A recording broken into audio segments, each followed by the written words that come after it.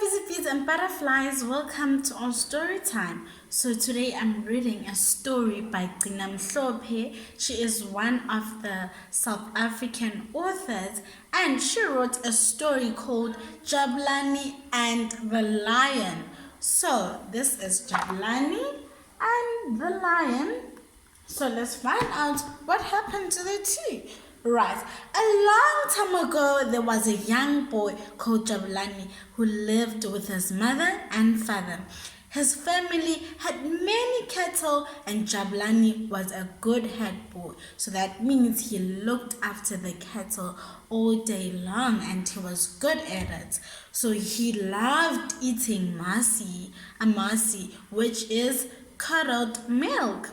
It was his favorite meal on a hot summer's day, but his best time of year was winter. Just after all the fields had been harvested, the cattle were then allowed to go into fields to eat millet stalks. And they did not move very fast since there was so much to eat in one place. So the boys were free to play for as long as they wanted to. For some of them, the days felt long and empty because then they didn't have so much to look. So because the cattle had only had to eat that much portion, like was so much to eat, so the cattle didn't have so much time to move around looking for food because there was so much food in one place. So the boys felt the days were very long because they didn't have much to do. But not for Jabulani. He did many things with his time. He loved making clay oxen and playing quietly on the riverbank, enjoying the winter sun. He also loved hunting for field mice, singing in time with the rhythmic thudding of his hunting stick in the tall, dry grass. Jabulani was walking along and singing like this one morning when he suddenly stopped, dead in his track.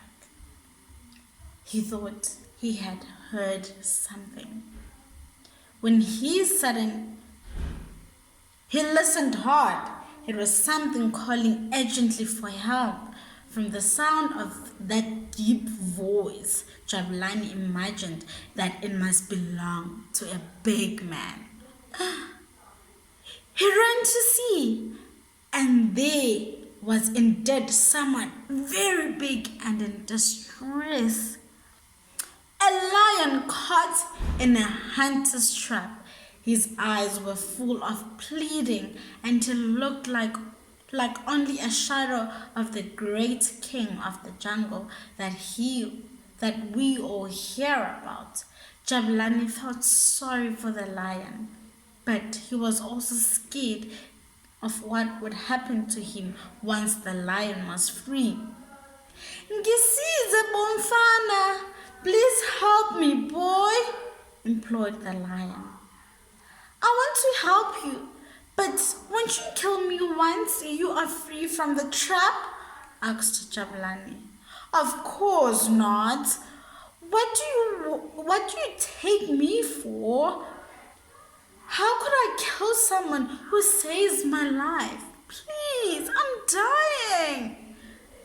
Lion, you must really promise me that you will not hurt me, insisted Jabulani. All right, I promise.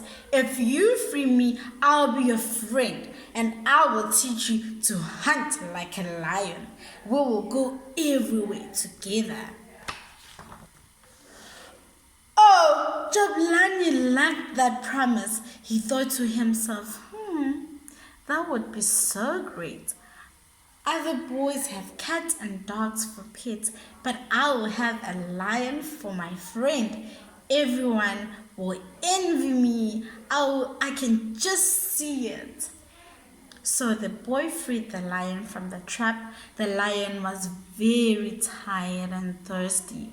He asked Jabulani what his name was, and then he thanked him and said, We should find a river so I can have a drink. Please, my friend. So the two new friends went down to the river together. The lion had a long drink, as if he had wanted to drink the whole river. Jabulani smiled and he watched him.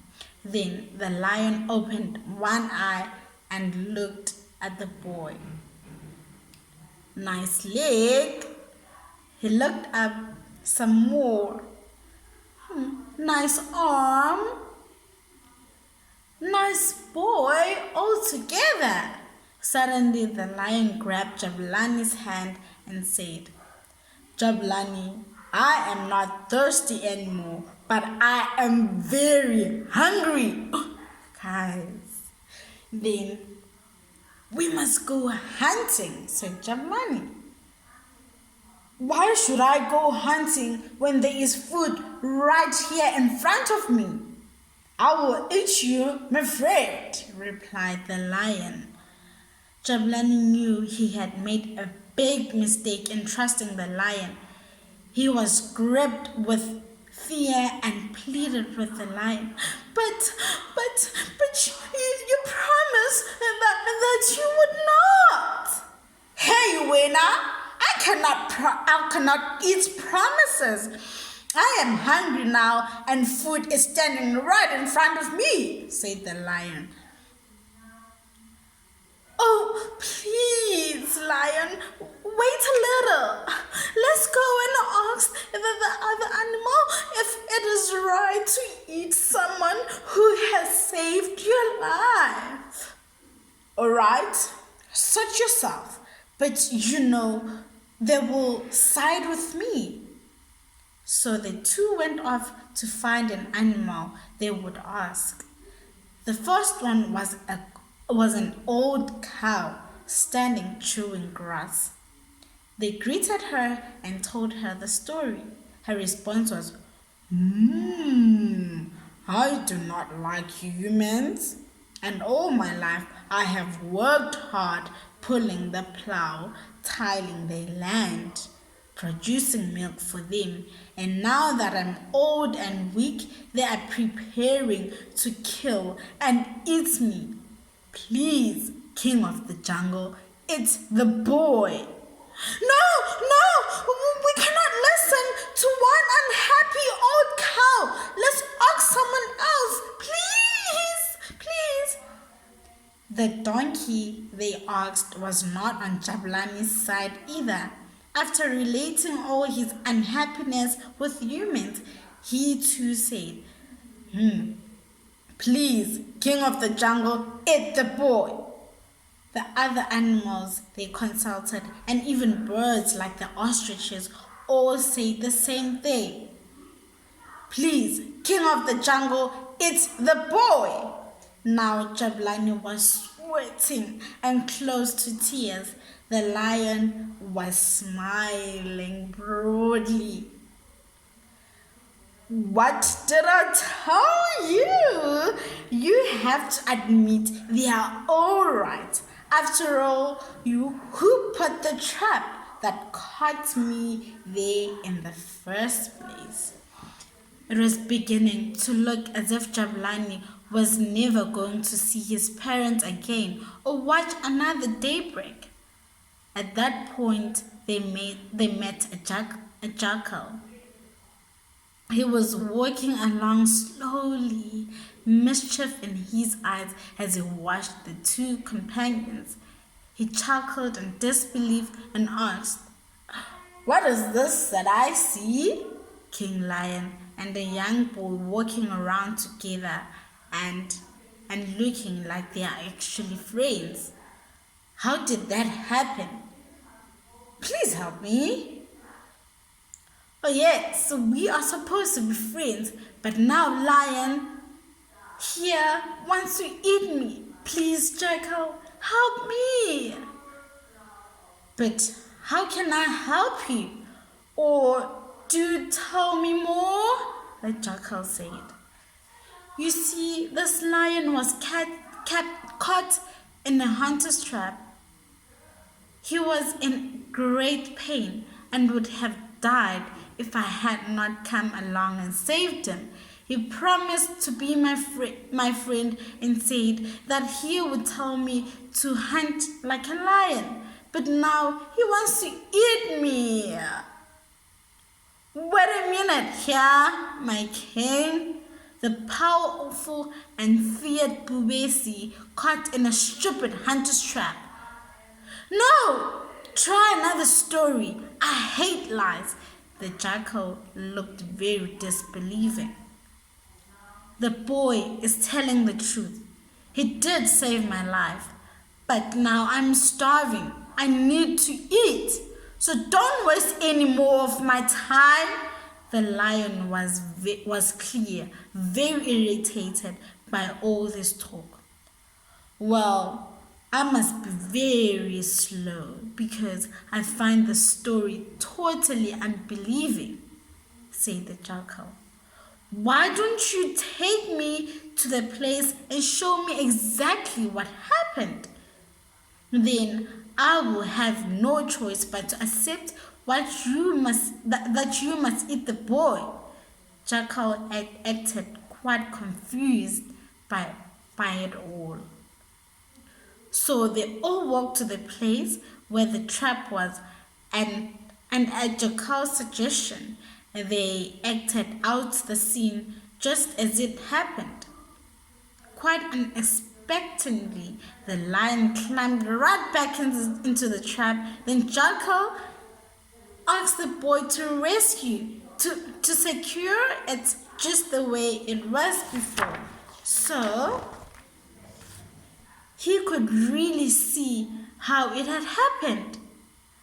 Are you satisfied now? Growled, said the lion. Come on, tell the boy to free me again. I am tired of our games. Yes, I'm satisfied, said the jackal. Well, I must say that looks very good indeed. Jabulani, your mother must be missing you. Run along home, boy, run! Jabulani could not believe his luck. Stammering his thanks to the jackal, he ran home as fast as his feet could carry him. The jackal returned to look at the lion, who was so furious that sparks of fire flew from his eyes. How dare you let my meat go? Lion roared. Well, now it looks like you will have to eat your promises. Goodbye, King Bubesi, you most powerful beast of all. And with a mischievous chuckle, Jackal walked away. Thank you, bees and butterflies, for listening to that long story about the lion and the boy. And we'll see you again next time. I hope you enjoyed that. Bye bye.